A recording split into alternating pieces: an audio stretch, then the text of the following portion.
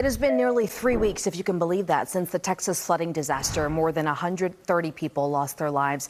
And tonight, there are still 2 people missing. But still, there's help arriving in Kerr County. And tonight, a very well-known Texan showing our Aaron Jones how he is supporting relief efforts in a big way.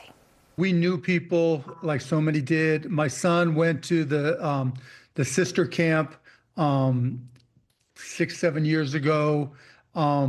We had friends who had relatives. I mean, it impacted us like so many other people in all of Texas. Mark Cuban says after the Central Texas floods, it didn't take long for the Mark Cuban Heroes Basketball Center to mobilize, partnering with other local organizations and businesses to identify the needs in Kerr County.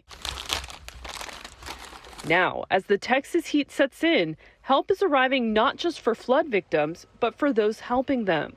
People who really are that committed to helping and supporting people, they often put themselves last. And one of the things they don't think about is hydration.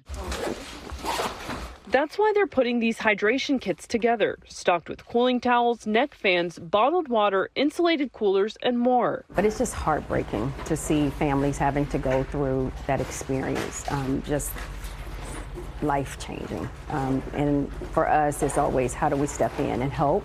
How many of these hydration kits are you planning to send down to Kerr County, and what's the timeline for that? 500, and the goal is to start next week. To all the first responders working around the clock, Cuban says, thank you.